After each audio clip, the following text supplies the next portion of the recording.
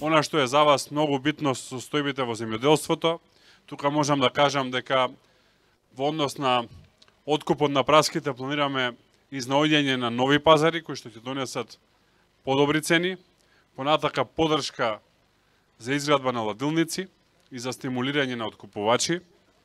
Секако тука е и делот на реконструкција на постојните водоводни системи за наводнување и изградба на нови системи, за тоа се предвидени големи средства во буџет за земјоделие, за двете ставки некаде по 100 милиони евра.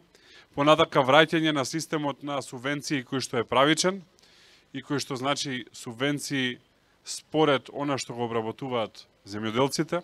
Тука е и поделбата на земја, да завршиме со олигархиското и картелско делење на земја, каде што огромни површини на земја ги земаат луѓе кои што не се по потекло од општината во која што добиваат земјиште и најчесто не ја работат таа земја.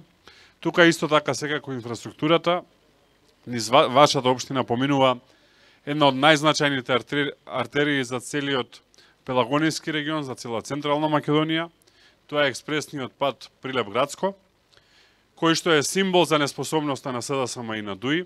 7 години не успеа да го изградат, но исто така и символ за криминалот на СДСМ и ДУИ, затоа што бројни афери се поврзани со изградбата на овој пат.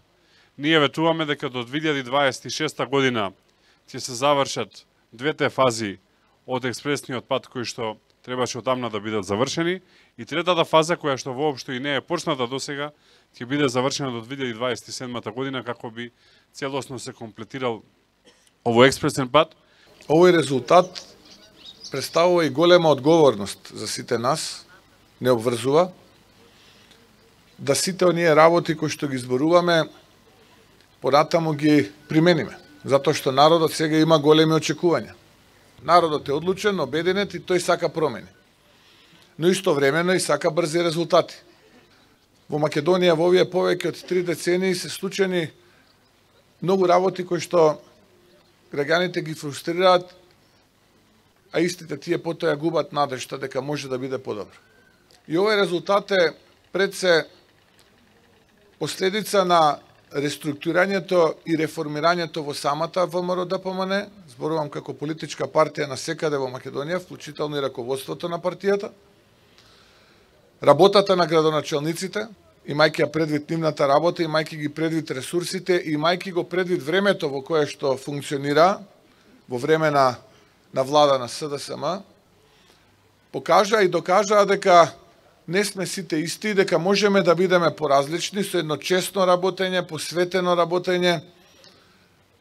И затоа 2,5 години потоа, речиси, нема ниту еден скандал, нема ниту едно основано сомневање дека некој злоупотребил нешто или ве изневерил вас, граѓаните. Она кое што е важно е да во периодот кој што следи овие 10 дена максимално се мобилизираме. Бидејќи нема да остава да биде едноставно.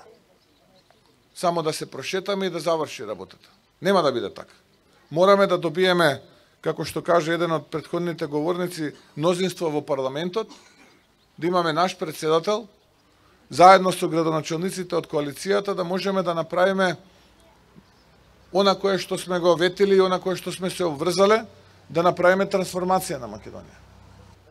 Има центри на моќ во Македонија кои што не сакаат да ја видат Македонија успешна. Кои што сакаат да ја видат Македонија засрамена, ограбена, понижена, клекната, иселена, испразнета.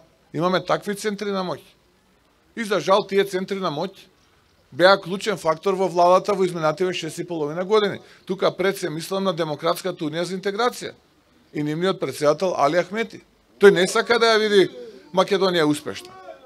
Овие избори се шанса овие криминалци да ги пратиме во опозиција. Ова не го зборувам затоа што имам нешто против етничката припадност. Не. Криминалот нема етничка боја. Или си криминалец, или не си криминалец.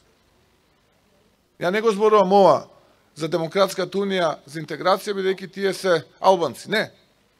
Еве јас прв повикав на пресконференцијата пред 2 дена, го повикав господинот Арбен Таравари, ја повикав опозицијата, условно кажано албанска во Македонија, да застане со нас, да ни се приклучи и да продолжиме заедно да се бориме.